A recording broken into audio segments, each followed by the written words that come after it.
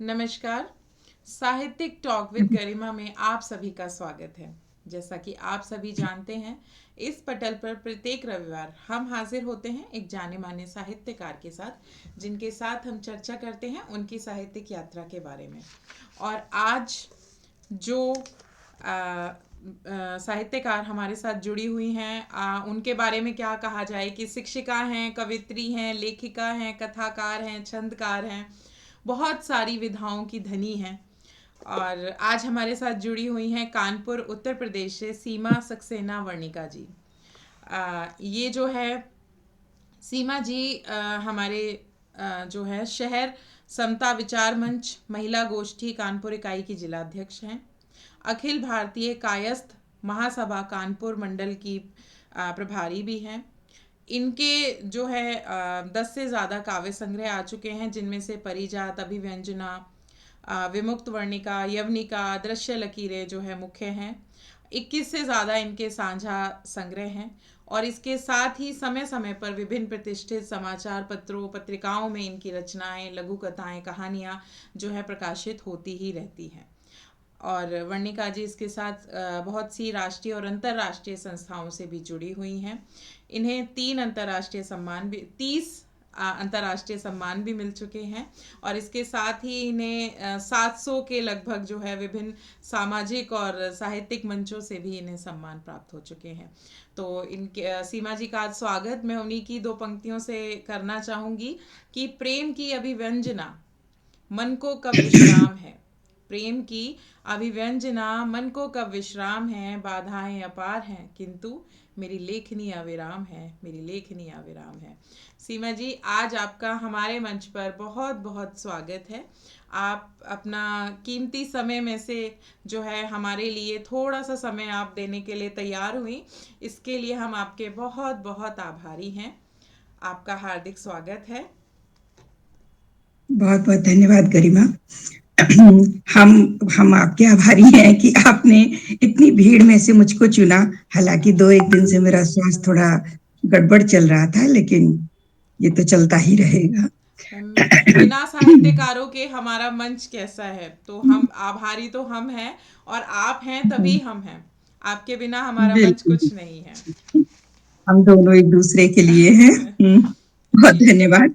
जी। तो तो सबसे पहले वही प्रश्न जो मैं हमारे जुड़ने वाले हर साहित्यकार से पूछती हूँ कि आपकी इस साहित्यिक यात्रा की शुरुआत कैसे हुई, किस प्रकार आप इस यात्रा से जुड़ गई। अगर सही कहें तो 11 वर्ष की उम्र से मैंने पहली बार लिखना शुरू किया था। जब थोड़ा शब्दों को समझने लगे थे, भाव समझने लगे थे, जी तो छोटी मोटी हास्य कविताएं लिखते थे। जी फिर कुछ क्लास में 6 7 क्लास में हमने किसान पर एक कविता लिखी। जी किसान की हम लोग पढ़ते थे लेसन्स में, क्योंकि हम हमेशा शहर में रहे, तो गांवों से मेरा कम जुड़ाव रहा। मतलब जुड़ाव का मतलब हम वहां पे कम कभी कभी आना जाना कभी कभार का रहा। ऐसा नहीं था कि हम वहां जाते थे रहते थे तो हम उन लोग को करीब से जानते। लेकिन जैसा पढ़ते थे, देखते थे, सुनते थे, फिर मन संवेदनशील होता ही है, तो जी किसानों पे लिखा। फिर उसके बाद पढ़ाई लिखाई इन सबके साथ चलते चलते उम्र के परिवर्तन के साथ साथ भाव परिवर्तन भी होते हैं। जी और फिर उसके आगे हमने कुछ मतलब युवावस्था में या किशोरावस्था में, जैसा कि होता ही है, प्रेम की तरफ, अनुराग की तरफ रुझान होता है, उधर पे लिखा। जी और उसके बाद शादी, जैसे कि महिलाओं के जीवन में, नारी के जीवन में, कि ये भी संस्कार है, विवाह संस्कार। उसके बाद हमारे ऊपर इतना परिवार, संयुक्त परिवार, जिम्मेदारियां बढ़ गई कि वो धीरे धीरे चीजें पीछे छूटने लगी। मेरे को चित्रकारी का भी बहुत शौक था, drawing and paintings, oil paintings करते थे। जी तो वो सारी चीजें, तूलिका और वो लेखनी, सब छूट गई पीछे ही। और दायित्वों का दौर चलता रहा। और यूं कहिए कि हम शायद भूल गए कि हम लिख भी सकते हैं और कुछ भी कर सकते हैं। मेरा एक मतलब घर की माँ, बहू, पत्नी और इन रिश्तों के अलावा भी जो तमाम किरदार निभाती है एक नारी, इनके अलावा भी मेरा अपना कोई वजूद है, ये हम भूल गए। फिर से कुछ वक्त ऐसा आया, बच्चे बड़े हुए और परिवार सीमित हो गया, सास ससुर नहीं रहे, तो बहुत सा थोड़ा थोड़ा समय मिलने लगा। फिर हम अपनी ओर वापस लौटे, फिर लेखनी उठाई, और कहना चाहिए शायद 3 या 4 साल हुए होंगे कि जो हमने फिर से ये जो भी आपको सारे अचीवमेंट्स दिख रहे हैं, जितनी भी उपलब्धियां दिख रही हैं, ये सब हमारी पिछले 3 साल के अंदर की हैं, ढाई जी, 3 साल के अंदर की। आपने बहुत कम समय में और बहुत ज़्यादा आपने जो है उपलब्ध की जो है आपकी उपलब्धियां हैं वो बहुत ज़्यादा रही हैं। आपने इसका मतलब यही है, इसका अर्थ यही निकलता है कि आपने मेहनत पूरी की है अपने शौक को ज़िंदा रखने के लिए। हाँ, मेरे मन में एक भावना थी कि एक बहुत गहरी खाई है, एक बड़ी खाई है, जिसने मुझको कला से दूर रखा, अपने जो शौक थे उनसे दूर रखा।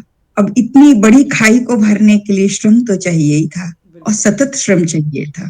बिल्कुल। तो वो हमने प्रयास किया कि हम सतत श्रम कर सकें और उस खाई को भर सकें। जी, बहुत ही अच्छी बात है ये आप कि आपने इतनी मेहनत की और आपने उस खाई को भरने की कोशिश की, जिससे बहुत सारी महिलाएं पूरी ज़िंदगी निकल जाती है लेकिन वो समझ ही नहीं पाती हैं कि ऐसी कोई खाई है।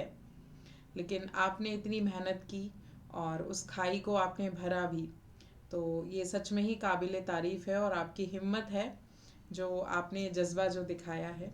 तो अगला प्रश्न यही है कि आपने 11 वर्ष की आयु से लिखना शुरू किया, उसके बाद फिर विराम आ गया, फिर से लिखना शुरू किया और अब इतना सब जो है वो आपको मिल गया है, तो परिवार का सहयोग कैसा रहा इस सब में?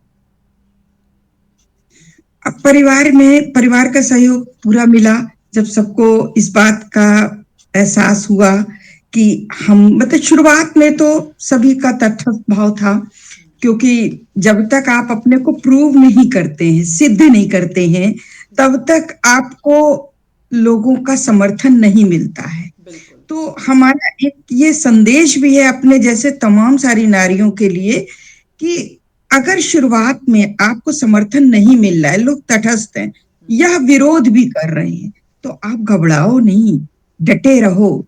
जब बिल्कुल, आपको दुनिया, आप अपने को तराशते हो तो दुनिया आपको तलाशती है। जी, आज हमारे घर वालों का पूरा समर्थन मेरे साथ है। मुझको बाहर जाना होता है, कहीं होता है, मुझे कोई जरूरत नहीं, बस बताना भर होता है, रिजर्वेशन, जाने आने की सारी तैयारी, सब कुछ फिर वही लोग करते हैं जी, बिल्कुल, और पूरा बहुत सहयोग देते हैं। बिल्कुल, बहुत अच्छी बात है कि आपको इतना सहयोगी जो परिवार है वो मिला। बहुत कम स्त्रियां होती हैं जिन्हें इतना सहयोग मिल पाता है। और इसके साथ ही अब हम चाहते हैं कि हमारे व्यूअर्स को आप अपनी एक कोई भी एक प्यारी सी कविता आप सुनाएं, जो भी आपको पसंद हो। तो जी, वैसे तो हम लगभग सभी विधाओं में लिख रहे हैं, छंद में भी लिख रहे हैं, गजल भी लिख रहे हैं, जी, लघु कथा, कहानी, मतलब आलेख, सभी कुछ लिख रहे हैं। लेकिन ये वर्ष मैंने पूरा छंद सीखने को दिया था, क्योंकि मैं विज्ञान वर्ग की छात्रा थी और हमने कभी हिंदी पढ़ी नहीं थी, एलिमेंट्री हिंदी, प्राथमिक हिंदी पढ़ी। तो हमको छंदों का, विधान का, नियम का ज्ञान नहीं था। फिर भी हम लिखते थे, तुकांत कविताएं ही लिखते रहे। तो मुझे लगा कि छंद सीख लेंगे तो कविताओं में और सौंदर्य बढ़ जाएगा। तो हमने छंदों पे रचनाएं लिखी, तो आपको एक छंद पे ही सुनाते हैं। जी, स्वागत है। हरिप्रिया छंद पे आधारित है, बढ़ता चल आगे। मेरा सोचना ये भी है कि साहित्यकार का कर्तव्य है कि वो अपनी लेखनी से साहित्य के साथ साथ, साहित्य सेवा के साथ साथ समाज को भी दिशा दे।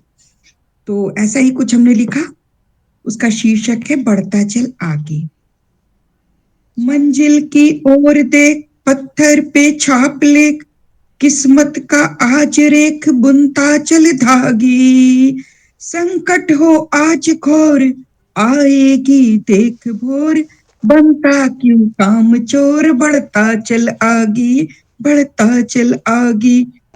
रहा नहीं दे दूर, होत क्यों आस चूर, सहज नहीं को नूर, धीरज पारस तुम धरना, पाओ के लक्ष्य आज होंगे सब पूर्ण काज, तेरे हो नाम ताज, कोशिश तुम करना, कोशिश तुम करना। पथरीले हो पहाड़, छाया के लो न आड़, बाधाएं पेड़ ताड़, बढ़ता चल आगे, हिम्मत का हाथ थाम, कोहरा या तेज घाम, जीवन की देख शाम, तू क्यों है भागे, तू क्यों है भागे। छाएगी अब बहार, डोली को ले कहार, मिलता आज उपहार, जोड़ प्रेम धागे, जीने का सीख ढंग, सपनों के साथ रंग, खुशी मिले आज संग, धीरज क्यों त्यागे, धीरज क्यों त्यागे। धन्यवाद। बहुत ही प्रेरक गीत है और बहुत खूबसूरत आपने लिखा है, और उतना ही खूबसूरती से आप गाती भी हैं। और तो बहुत ही अच्छा आपने लिखा है, उम्दा आपने लिखा है। अब अगला प्रश्न यही है कि लेखन के साथ साथ आप और क्या क्या करना पसंद करती हैं? लेखन के साथ मेरा बहुत बड़ा शौक रहा है, ये कह लीजिए कि ईश्वरीय और माता पिता की देन थी ड्राइंग एंड पेंटिंग। जी। हमने मतलब फिगर आर्ट में ड्राइंग की, राधा कृष्ण नौका विहार, मीरा का पूजन, ऐसे मतलब बड़े बड़े हमने वो पेंटिंग्स बनाई।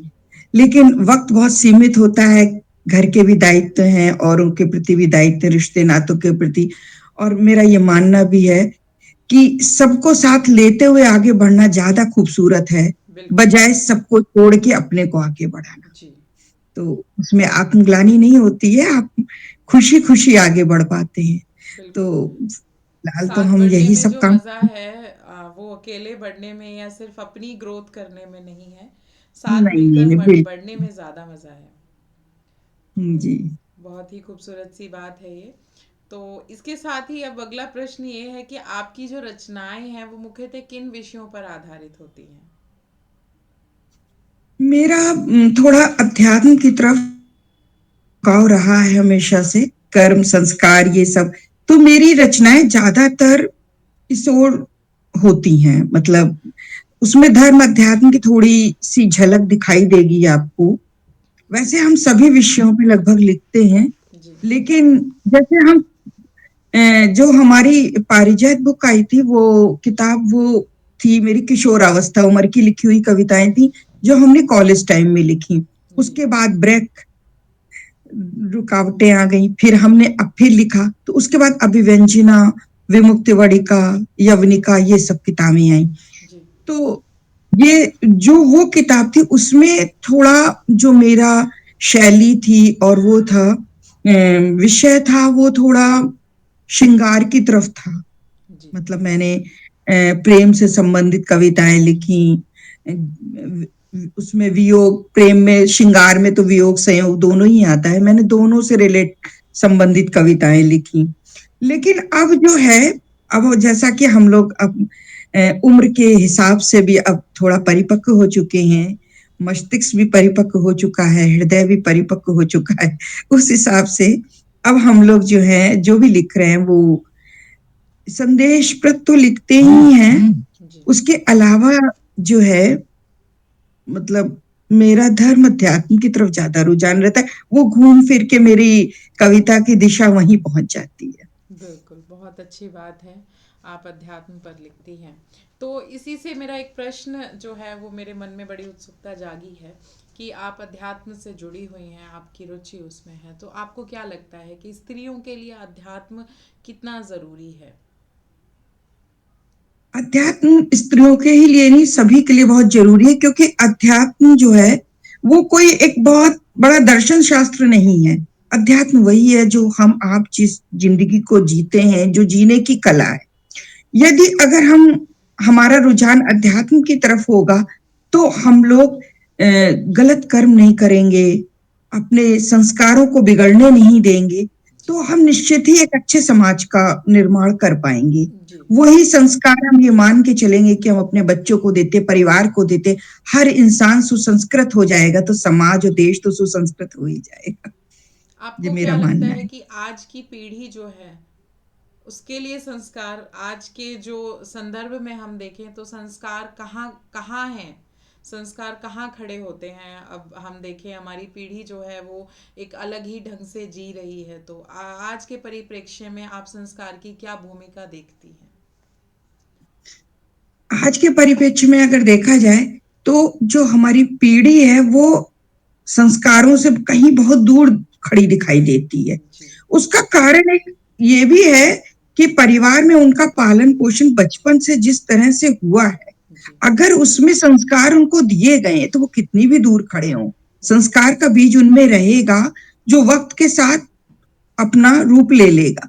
लेकिन जिन बच्चों को माता पिता ने ही संस्कार नहीं दिए या आधुनिकता की होड़ में माता पिता ही संस्कारहीन हो गए हैं, तो उनके बच्चे निश्चित ही संस्कारों से बहुत दूर होंगे।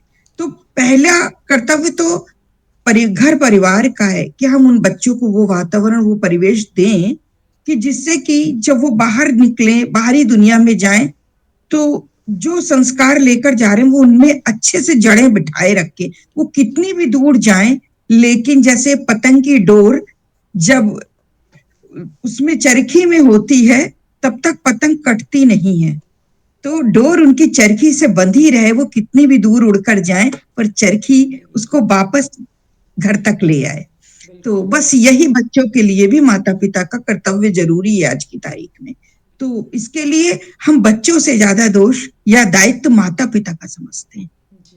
हम जो जो बोएंगे वही पौधा उगेगा, बीज जो होगा वही पौधा उगेगा। बिल्कुल, बहुत ही अच्छी बात आपने कही है। तो इसके साथ ही अगला प्रश्न भी मेरा इसी में से निकल कर आता है कि आजकल हम औरतें हैं, नई बच्चियां हैं, नारी सशक्तिकरण की बहुत बात करते हैं, तो आप नारी सशक्तिकरण को किस संदर्भ में देखती हैं? नारी सशक्तिकरण की बात करना तो उचित है, ये नहीं हम कहते कि महिलाएं एक दास्ता भरा जीवन जिए, उसके लिए सभी को अपनी सोच बदलनी पड़ेगी। लेकिन नारी सशक्तिकरण की आड़ में अपने कर्तव्यों को, फर्ज कर्तव्यों को सबको धता बजाकर और सिर्फ अपना झंडा लेकर आगे चले, ये भी उचित नहीं है। जी। तो संतुलन बैठाना होगा।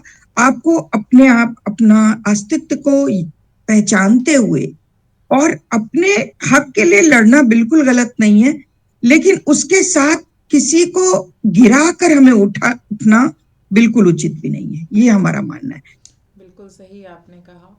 और जैसा कि अभी आप भी हैं, साहित्य से जुड़े हुए हैं, हम सब लोग साहित्य से जुड़े हुए हैं, तो हम समझते हैं साहित्य की भूमिका।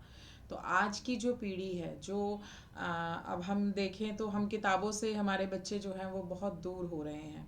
मोबाइल पे सब कुछ जो है वो इजीली अवेलेबल है, कुछ चाहिए तो गूगल करो और सब सामने हो जाता है। अब किताबें पढ़ने का मन है आजकल की पीढ़ी, तो वो भी कहीं ना कहीं किंडल या इस तरह से ऑनलाइन प्लेटफॉर्म जो है वहाँ पर अवेलेबल है।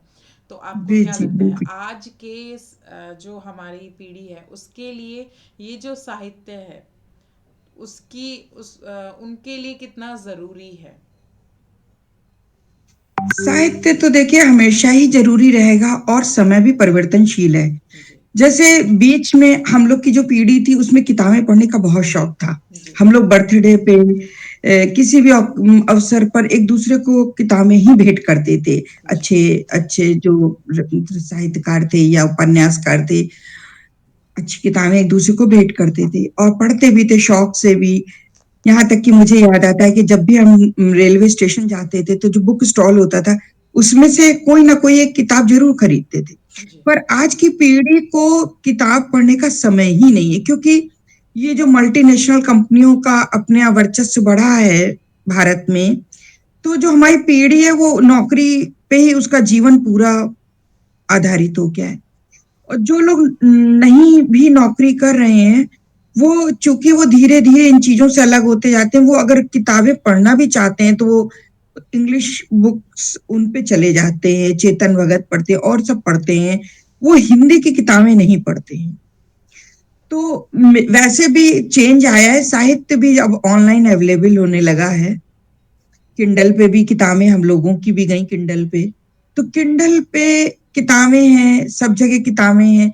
लेकिन हमें लगता है कि अब जो नए माता-पिता बन रहे हैं, उनको अपने बच्चों को बहुत छोटी उम्र से किताबें पढ़ने का एक अभ्यास कराना चाहिए।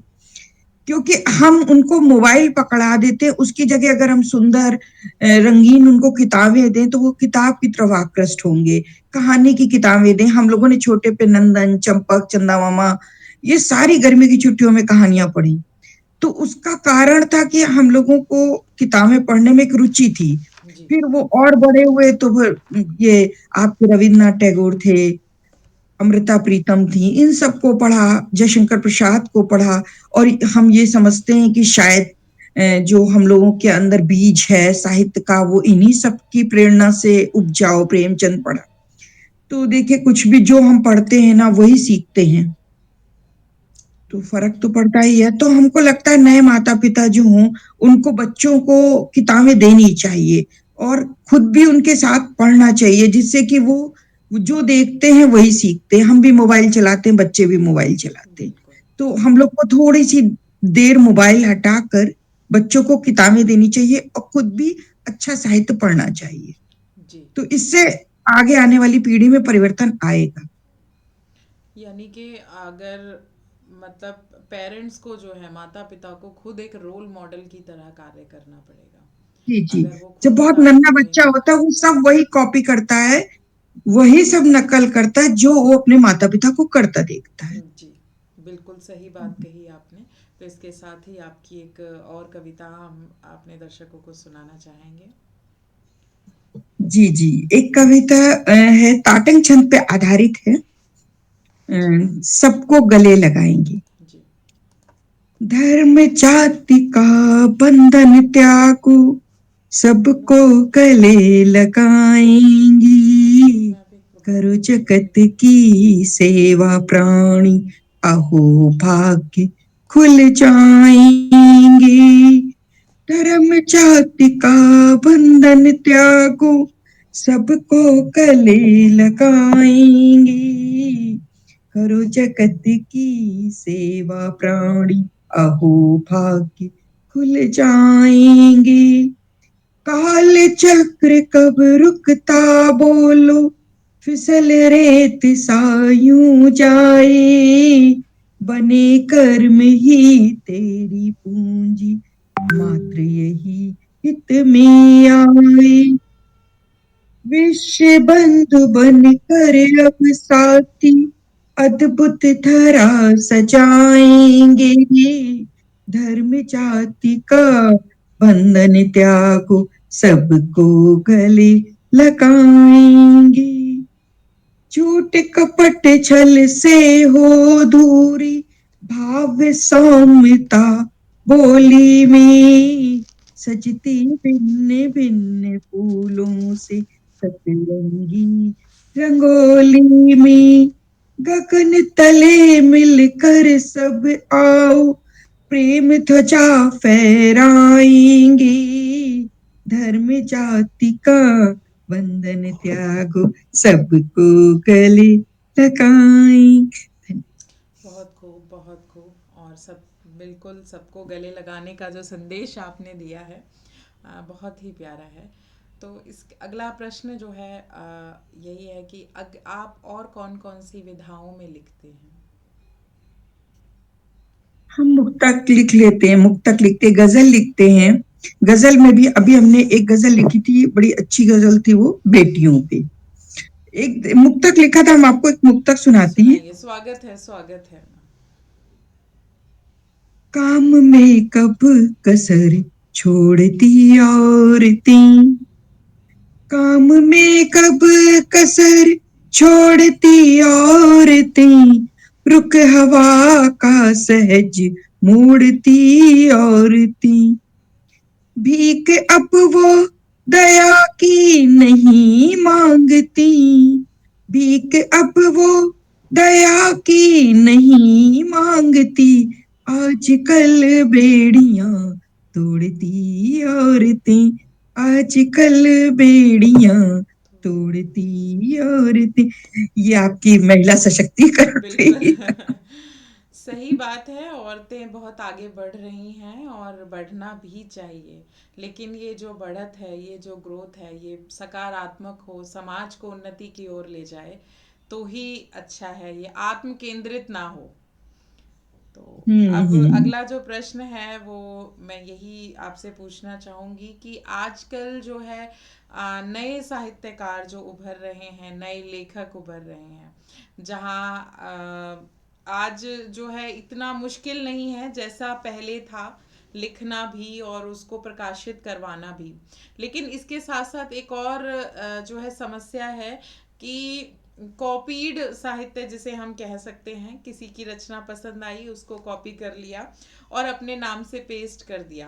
तो ये जो समस्या है ये बहुत ज़्यादा जो है हम देख रहे हैं। ऐसे में जो है साहित्य किस दिशा में जा रहा है, इस पर आपके क्या विचार हैं? आजकल तो साहित्य एक फैशन जैसा दिखने लगा है। जी। कुछ भी लिखो, और जो लोग मतलब उसमें वो परिमार्जन नहीं करना चाहते, उसको सीखना नहीं चाहते हैं। जी। अंग्रेजी, हिंदी, उर्दू सारे शब्दों की खिचड़ी मिलेगी आपको। तो पहली बात, साहित्य में नई कविता लिखी जा रही है। नई कविता में अगर आप देखिए तो ऐसा नहीं है कि अतुकांत कविताएं खूबसूरत नहीं होती, बहुत सुंदर होती हैं। मेरी एक पूरी किताब यवनिका अतुकांत कविताओं पे ही है। जी। लेकिन अतुकांत रचनाएं लिखना अच्छी बात है, लेकिन एक सेंटेंस के 10 टुकड़े करके, एक वाक्य को उन्होंने टुकड़े टुकड़े किया और उसको लिख दिया। उन्होंने बता दिया मेरी ये नई कविता है। आप निराला को पढ़िए, बहुत सारे लोगों को पढ़िए, देखिए कितना सुंदर लिखा है उन्होंने अतुकांत में। जी। तो अतुकांत रचनाओं में भाषा प्रभाव होना चाहिए, भाव प्रभाव होना चाहिए, सब कुछ होना चाहिए। भले ही आप तुकांत ना मिलाइए, लेकिन श्रोता या पाठक जो भी है वो पढ़ने वाला एक बार उससे जुड़े तो वो उसको सुनता चला जाए। ऐसा कुछ आप सुनाइए उसको कि वो सुनता चला जाए, वो रुके ना। तो ये, और ये जो आपने बोला कि लोग नकल करके दूसरों की चोरी करके रचनाएं अपना वो कर लेते हैं, गलत चीज है। जो हम लोग लिखते हैं ये माँ शारदे की पूजा है, अर्चना है, हम लोग ये मानते हैं। और हम ये भी मानते हैं कि जब हम लेखनी उठाते हैं तो वो हम नहीं लिखते, उसको ईश्वर उसका सृजन करता है। जो भी हम लिखते हैं उसका सृजन ईश्वर कराता है। वो हम लोगों के सामर्थ्य के बाहर की चीजें हैं जो हम लोग लिख रहे हैं। तो जब ईश्वर उस चीज का सृजन करा रहा है तो प्रयास करना चाहिए कि पूजा में ऐसा कोई कार्य ना करें जो पूजा के उसमें ना आता हो, है ना। ये चीज है बस मेरा कहना। लोग जो है चोरी और वो करते हैं, तो चोरी, हम चोरी करके पूजा में प्रसाद नहीं चढ़ाते, चोरी करके पूजा में फूल नहीं चढ़ाते। तो बिल्कुल, इसी तरह साहित्य से हमको एक चोरी पूजा करके है। रखना भी नहीं चाहिए चाहिए। बिल्कुल, साहित्य को आप पूजा कह रही हैं, बहुत अच्छी बात है ये, और बहुत लोग कम इस बात को समझ पाते हैं कि साहित्य कहीं ना कहीं हमारे लिए पूजा की श्रेणी में आता है। और जी। साहित्य केवल ये नहीं है कि मन के विचारों की अभिव्यक्ति है, साहित्य एक सामाजिक जिम्मेदारी भी है। और हम यस। लेखकों को वो जो जिम्मेदारी है उसको बखूबी निभाना चाहिए। ये ना हो कि आप सिर्फ अपने मन के भावों को कुछ भी लिख करके लिख रहे हैं। तो अगला प्रश्न भी मेरा इसी से निकल कर आता है कि आज हम साहित्य के नाम पर जो फूहड़ता हमारे समाज में फैल रही है, जो एक सोशल मीडिया पे हम देखते हैं, लोग प्रेम को लेकर, वियोग को लेकर फूहड़ता में जो लिखते हैं, जो कि बहुत सुंदर हो सकता है, लेकिन एक हम फूहड़ता को काव्य का, कविताओं का नाम दे देते हैं। तो उसको लेकर आपके क्या विचार हैं? देखिए, फूहड़ता और अश्लीलता दोनों चीजें शोभा नहीं देती हैं। का साहित्य ऐसा होना चाहिए कि जिसको, जो मन में कहीं ठहर जाए, जी। रुक जाए जब आप पढ़ें, और जो हमारे जीवन को बदलने की क्षमता रखता हो। ये जो साहित्य सोशल मीडिया पे परोसा जा रहा है ना, ये पानी के बुलबुलों की तरह ऐसे ही आता है ऐसे ही चला जाता है। जी। और उसको, वो स्थायी साहित्य नहीं है, वो कालजयी नहीं है। कालजयी साहित्य वही होगा जो ठीक, मतलब उचित लिखा गया होगा, सही विषय को लेके लिखा गया होगा, और हृदय तल से लिखा गया होगा। मुख्य बात ये भाव से लिखा गया होगा। जी, बिल्कुल। चाहे वो आत्मकांत हो चाहे किसी भी विधा में लिखा जाए। उसी प्रकार विधान भी जरूरी है। जो एक बड़ा तबका जो है वो विधान का विरोध करता है। जैसे हम लोग छंद में, हमने आपको दोनों रचनाएं सुनाई, तो हम मानते हैं कि छंद उतना सहज नहीं है सीखना और लिखना। आप छंद में मत लिखिए, लेकिन उसको, उसमें रचना में संतुलन तो हो, भाव संतुलन हो, शब्द शब्द का चयन अच्छा हो। ये ना हो कि आपने रैट कैट मैट कुछ भी मिला दिया। बस कई तुक लोग क्या मिला करते दिया, हैं, तुकबंदी आपने कर हम्म, दी और वो आपकी कविता हो बस गई। तुकबंदी, केवल तुकबंदी। बल्कि हम तो कई बार बहुत बुजुर्गवार साहित्यकारों को भी देख रहे हैं जिनकी उम्र काफी है, वो भी इस तरीके का लिख रहे हैं। मतलब बस एक होड़ सी लगी हुई है कि साहित्य के क्षेत्र में हम अपना नाम किसी तरह छाप दें, ये चल रहा है। किताब लेकिन छपवाना देखिए, शायद उद्देश्य रह गया है, हाँ, प्रसिद्धि पैसा पाना। देके आप कोई भी किताब छपा सकता है, सबसे अच्छी बात तो ये है आजकल। दूसरी चीज, आप याद करिए कि क्या महादेवी जी अपने टाइम में अकेली लेखिका थी, या अकेली कवित्री थी, या आप जयशंकर प्रसाद या सुमित्रा नंदन पंत लीजिए, किसी को भी ले लीजिए, ये क्या निराला को ले लीजिए, हैं, तो ये सब लोग क्या अपने समय के अकेले थे? नहीं, लेकिन उस भीड़ में से ये अकेले नाम आगे बढ़ बढ़ आगे के आए। बढ़कर अकेले आए। तो भीड़ में भीड़ तो हमेशा रहेगी, और बिल्कुल। भीड़ में से निकलेंगे चंद लोग ही, और उन्हीं की रचनाएं कालजयी होंगी।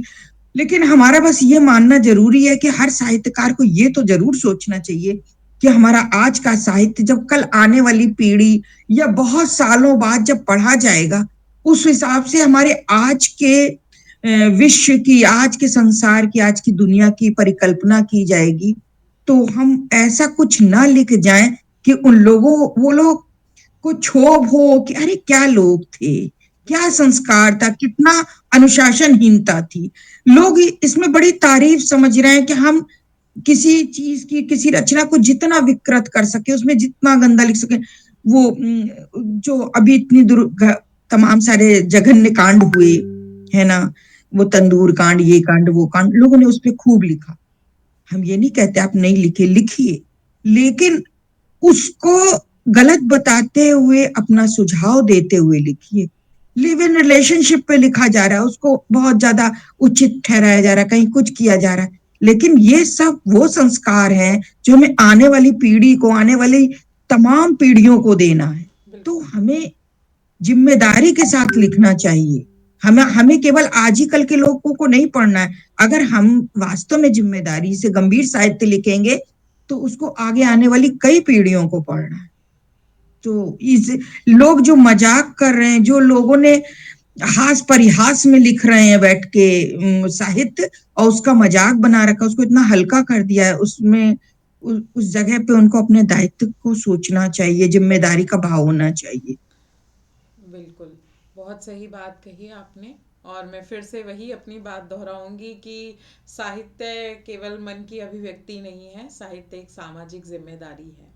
और आप जो भी लिखें बिल्कुल। उसका एक सामाजिक जो उसकी उपयोगिता है वो ज़रूर होनी चाहिए, एक सकारात्मक का जो संदेश है साहित्य ज़रूर दे। तो इसके साथ ही अब अगला प्रश्न मैं चाहूँगी कि हमारे साहित्य, नए उभरते साहित्यकारों के लिए आप क्या टिप्स देना चाहेंगी, क्या आप बताना चाहेंगी कि उन्हें फॉलो करना चाहिए? मेरा तो मानना ये है कि नए जो साहित्यकार हैं उनको सबसे पहले अपने अंदर धैर्य लाना चाहिए, दौड़ना नहीं चाहिए। जब बच्चा घुटने घुटने चलता है, फिर खड़ा होता है सहारे से, फिर धीरे धीरे लड़खड़ा के चलता है, डगमगाता है, और उसके बाद फिर वो दौड़ने लगता है। तो नए साहित्यकार नवोदित जो हैं, उनको भी घुटने घुटने चल के खड़ा होना है, और डगमगाना है, और फिर दौड़ लगाना है। वो जी। अगर एकदम से दौड़ लगाना चाहेंगे, तो वो उतना उनके लिए सहज नहीं होगा। तो वो, ये जो दौड़ लगाने की जो प्रक्रिया है, उससे पहले उनको थोड़ा सा किसी भी चीज का प्राथमिक ज्ञान भी लेना चाहिए, अध्ययन करना चाहिए, अच्छा साहित्य पढ़ना चाहिए, और फिर लिखना चाहिए। पढ़ना जरूर चाहिए। बिल्कुल, बहुत सही बात कही आपने कि हमें अच्छा लिखने के लिए उससे पहले हमें जो है अच्छा पढ़ना ज़रूरी है। तभी हम एक अध्ययनशीलता। कंटेंट जिसे हम कहते हैं वो हम इकट्ठा कर पाएंगे, हमारे दिमाग में कुछ अच्छी चीज़ें जाएंगी, तभी हमारी लेखनी के द्वारा कुछ अच्छा बाहर आएगा। बहुत अच्छी बात कही। तो अगला फिर प्रश्न जो है हम आपकी साहित्यिक यात्रा से जो है पूछना चाहेंगे कि आपने इतनी सारी किताबें लिखी, इतना आपने काम किया, बीच में आपने छोड़ भी दिया था, बहुत आपकी यात्रा जो है एक उतार चढ़ाव से भरी रही। तो इसमें ऐसी कौन सी चुनौतियां रहीं जो आपको लगता है आपने बहुत ज़्यादा आपके लेखन के आड़े आई? ऐसा था कि जैसे बहुत सारे लोग जो थे रहते हैं अपना एकाकी जीवन जीते हैं या अपना एकल परिवार में रहते हैं। हम संयुक्त परिवार में थे और मेरे माता पिता ने हमको संस्कार, वो भी संयुक्त परिवार में रहे, तो संस्कार जो थे वो संयुक्त परिवार वाले थे। उनका ये मानना था कि जो सबसे पहले जो माता पिता है, मतलब सास ससुर हैं या परिवार है, उनके प्रति जो दायित्व की पूर्ति है वो मुझे पहले करनी है, वो मेरा फर्ज है, जी। उसके बाद फिर कुछ करना है। जी। तो एक हम शिक्षिका का जॉब, मतलब शिक्षिका का वो भी कर रहे थे, जॉब भी कर रहे थे, जी। और साथ में घर परिवार भी था, उसके प्रति भी कर्तव्य निर्वहन कर रहे थे। तो मेरे पास उतना वक्त ही नहीं बचता था। छोटे बच्चे, उनकी शिक्षा, उनका सब देखना, स्कूल, पढ़ाई लिखाई, और यही वजह हुई कि आज हमारे बच्चे अपने पैरों पे सफलतापूर्वक खड़े हैं, क्योंकि उनके जो पालन पोषण में थे हम लोगों की बहुत मेहनत लगी। तो हमारी जो प्राथमिकताएं थी वो चुनौती नहीं थी, वो हमारे जीवन की प्राथमिकताएं थी, हम उसको चुनौती नहीं मानते। और बिल्कुल। जब उन प्राथमिकताओं से हम बाहर आए तो हमको वक्त मिला तो हमने अपनी ओर देखा, जी। बिल्कुल। तो हमने अपने जीवन में प्राथमिकताएं तय की थी। ये हमारे जीवन का संघर्ष नहीं था कि हम कर नहीं पा रहे, नहीं, हमने उस समय उसको उठा के कहीं रख दिया था। मैंने उसके बारे में सोचा ही नहीं कि मुझे करना है और हम नहीं कर पा रहे। उस समय मेरे प्राथमिकता जीवन की ये थी कि बच्चों का भविष्य सुंदर बन जाए, क्योंकि उसका भी जो धरती पे दायित्व है माता पिता का होता है। और जो हमारे बुजुर्ग सास ससुर हैं, जीवन भर वो अपने बच्चों के पालन पोषण के लिए अपना जीवन देते हैं, तो अब उनको सेवा की जरूरत है। तो उनकी सेवा छोड़कर हम अपना जीवन संवारने में लग जाएं, ये भी उचित नहीं था। मानते हैं कि इसमें बहुत लंबा समय गया, लेकिन क्योंकि कभी कई परिवारों का अपना अपना वातावरण होता है, अपना घर का दिनचर्या होती है, कोई कोई घर में मिल जाता है समय, कहीं नहीं भी मिल पाता है। तो बहुत सारी चीजों के साथ वो संभव नहीं हो पाया, लेकिन जब संभव हुआ तब हमने अपनी सारी शक्ति उधर भी केंद्रित की। बिल्कुल, बहुत अच्छी बात है कि आपने अपनी प्राथमिकताएं तय करी। और अगला जो प्रश्न है मेरा इसी से जो है जुड़ा हुआ है कि इस पूरी साहित्यिक यात्रा में आपकी जो प्राथमिकताएं हैं वो बदलती रही, तो इस बीच ऐसा कुछ रहा जो आपको महसूस हुआ कि आपसे छूट गया है, जिसका गिल्ट आपको अभी कभी महसूस होता है, मन के किसी कोने में एक टीस उठती है कि काश ये भी होता? नहीं, मुझको गिल्ट, कोई आत्मग्लानि इसलिए नहीं होती है कि आज मेरे बच्चे जो हैं वो अच्छा कर रहे हैं। दो बच्चे हैं, दोनों इंजीनियर बन गए हैं, और माता पिता पूरी सेवा पाकर, पूरी अपनी उम्र, अच्छी उम्र करके तब वो गए, और वो जाते जाते मतलब मेरे को बहुत आशीर्वाद देकर गए। उनको उनकी उनका बहुत हमको प्यार और आशीष मिला। और वो बात एक कभी मन में आती है कि अगर ये इतना लंबा 25-26 सालों का गैप नहीं हुआ होता, खाई नहीं होती, जी। तो शायद हम और उत्कृष्ट स्थिति में होते। वो कभी कभी मन में आया, लेकिन वो बहुत हल्का क्वेश्चन है, हल्का बात है, उसमें कोई बात नहीं। हमने, अगर हो सकता है तब हम आज इतनी मेहनत नहीं कर रहे होते, हम एक संतृप्त अवस्था में आ गए होते कि अरे ठीक है, बहुत लिख लिया। लेकिन आज जो हम इस उम्र में, मेन मुख्य बात यह है कि जो महिलाएं इस उम्र तक आते आते अपना अस्तित्व भुला देती हैं, कहती अब क्या, अब तो इतनी उम्र हो गई, अब कोई उम्र है सीखने की, मैंने इस साल पूरे पूरे साल छंद सीखा। मैंने मात्रा भार से लेकर मात्रिक वार्णिक सारा छंद सीखा। तो ऐसा नहीं है। कभी भी देर नहीं होती। आपका मन नहीं कमजोर पड़ना चाहिए बस। शरीर भले ही कमजोर पड़े, पर मन नहीं कमजोर पड़ना चाहिए, बिल्कुल। और मन की ताकत से ही आप सब कुछ कर सकते मन हैं। के हारे हार है, मन के जीते जीत। मन के और जीते आप जी। मन बना जी लो तो मंजिल फिर दूर कहाँ। तो जी जी। बिल्कुल हम अंत की तरफ बढ़ रहे हैं, तो अब मैं फिर से चाहूंगी कि हमारे व्यूअर्स को आप अपनी कोई कविता जो है वो सुनाएं। एक बार हमने एक गजल लिखी थी। गजल हम आपको एक एक गजल ये सुनाएंगे, एक गजल हम बेटियों पे भी सुनाएंगे। जी जी, मतलब ऐसे स्वागत हमारे है। बहुत दिनों से मन में था कि हम स्वागत है। बेटियों पे कुछ। स्वागत है, स्वागत है। ये जो गजल इसका ये है, सिलसिला जब अजमाइश का चला, आखिरी उम्र रवा है ये लगा। आपने देखा होगा जब जीवन में मुसीबतें आती हैं तो लगता है भगवान इस मुसीबत से निकाल दो तो सब ठीक हो जाएगा। जी देखिए बिल्कुल। कोई भी ऐसा नहीं होगा जो ये बात ना कहता हो, कहता हो बस ये इतनी बड़ी समस्या से हम बाहर आ जाएं तो सभी समस्याएं खत्म हो जाए। मेरे बिल्कुल। दिमाग में यही भाव था, तो हमने उस पे लिखा, आखिरी आखिरी ये सितम आखिरी, पर न टूटा कभी ये भरम आखिरी, आखिरी आखिरी ये सितम आखिरी, सह गए गम भी हम बस यही सोच कर, सह गए गम भी हम बस यही सोच कर, बेवफा वक्त का है ये खम आखिरी, आखिरी आखिरी ये सितम आखिरी, मुश्किलों का सिला जब चला दूर तक, मुश्किलों का सिला जब चला दूर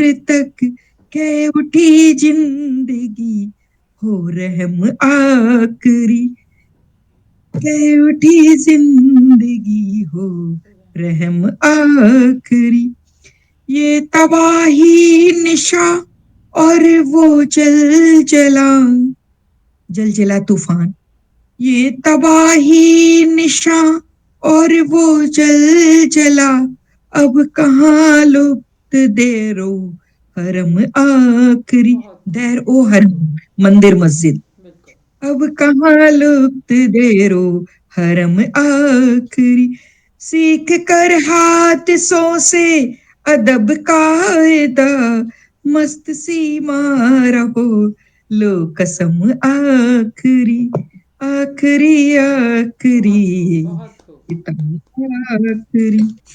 तो ये बस जो भी कुछ लिखते हैं वो कहीं ना कहीं से बहुत उसका। खूबसूरत, सच में आप बहुत उम्दा लिखती हैं मैम। और बिल्कुल एक अच्छा सा आपने, बहुत ही प्यारा सा आपने एक अपनी कविताएं सुनाई। दूसरी आप सुनाना चाह रही थी, जो है बेटियों पर एक कविता आप सुनाना चाह रही थी। हम्म। नहीं, बहुत दिनों से बेटियों पे लिखने का मन था, मैंने अभी कुछ ही दिन पहले लिखी है। जी ये भी गजल है, मतले का शेर सुनिएगा। जी। नूर माँ, नूर माँ का पिता की परी बेटियां, नूर माँ का पिता की परी बेटियां, खुशनसीबी हमारी मिली बेटियां,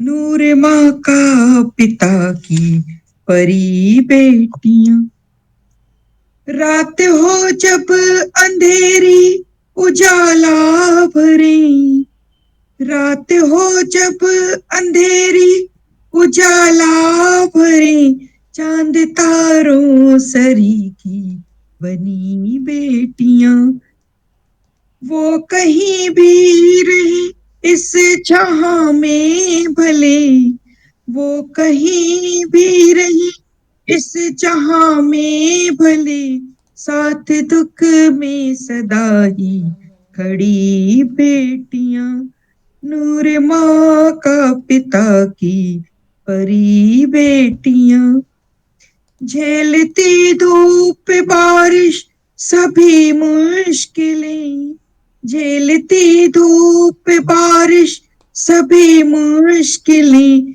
लाड़ से प्यार से ये पली बेटियां, ये रिवायत भला क्यों जहां में बनी, ये रिवायत भला क्यों जहां में बनी, सौंप दे दूसरों को पली बेटियां, नूर माँ का बहुत पिता खूबसूरत। की परी बेटियां, छोड़कर माई का बचपना भूल कर फर्ज सारे निभाती भली बेटियां। बहुत खूबसूरत, बहुत खूबसूरत। ऐसे ही है, मुझे है तो लगता है बहुत थोड़ी। ऐसे कि जो बड़ी बेटियां हैं, बड़ी संतानें हैं अगर हम कहें, तो कहीं ना कहीं वो माता पिता की अपेक्षाओं की बलि चढ़ जाती हैं। ऐसा मुझे, मैं समझती हूँ, मैंने अक्सर देखा है। बहुत सारे उदाहरण हमारे समाज में ऐसे दिखते हैं मुझे अपने आसपास। ये बड़ी जो संतानें होती हैं वो हमारी अपेक्षाओं की, जिम्मेदारियों की जो है बलि चढ़ जाती हैं। और बहुत खूबसूरत आपने कविता लिखी है ये। तो इसके साथ ही अब, क्योंकि बातों का सिलसिला तो खत्म नहीं होता, लेकिन घड़ी की टिक टिक भी बहुत कुछ कह रही है। तो अब हम चाहेंगे हमारे व्यूअर्स के लिए आप कोई संदेश दें। मुझे बस यही कहना है कि अच्छा साहित्य पढ़िए, अच्छा सुनिए, अच्छा देखिए, अच्छा सोचिए। जब, क्योंकि कोई भी सरकार, कोई भी साधु संत सन्यासी या कोई भी ईश्वर आके हमारी धरती को खूबसूरत नहीं बनाएगा। ये जिम्मेदारी हमारी है, आपकी है। जी। तो हम एक एक इंसान खुद को ही खूबसूरत बना लें, तो ये दुनिया अपने आप खूबसूरत हो जाएगी, बिल्कुल, बहुत हमारा खूबसूरत। दृष्टिकोण सुंदर हो जाएगा। बिल्कुल, बहुत सही बात कही आपने। और इसी बात पर सबसे पहले तो मैं आपका बहुत बहुत आभार प्रकट करना चाहूँगी, धन्यवाद करना चाहूँगी कि आपने अपना इतना कीमती समय हमें दिया। और आपके लिए दो पंक्तियाँ अर्ज़ करना चाहूँगी कि खुदा ने खिलखिलाते रंग निहायत ही चंद बनाए हैं। खुदा ने खिलखिलाते रंग निहायत ही चंद बनाए हैं, उनमें से सबसे मोहक आज हमारी महफिल में आए हैं। उनमें से सबसे मोहक आज हमारी महफिल में आए हैं। तो मैम, आज बहुत अच्छा लगा हमें आपकी, आपने जो अपनी साहित्यिक यात्रा की जो चर्चा हमारे साथ की, अपने जो अनुभव हमारे साथ साझा किए, अपनी कविताएं जो हमें सुनाई, हमें बहुत अच्छा लगा और हमारे व्यूअर्स को भी बहुत अच्छा लगा। और हम चाहते हैं आप अक्सर आती रहें। और इसके साथ ही बहुत बहुत धन्यवाद आपका, और आपके स्वास्थ्य के लिए, आपकी आगामी पुस्तकों के लिए बहुत बहुत शुभकामनाएं। इसके साथ ही अब हम विदा लेते हैं हमारे व्यूअर्स से अगले रविवार तक के लिए, जहां हम फिर से हाजिर होंगे एक जाने माने साहित्यकार के साथ, जिनके साथ हम चर्चा करेंगे उनकी साहित्यिक यात्रा के बारे में। तब तक के लिए स्वस्थ रहे, मस्त रहे। धन्यवाद। सभी का धन्यवाद। गरिमा, बहुत बहुत धन्यवाद।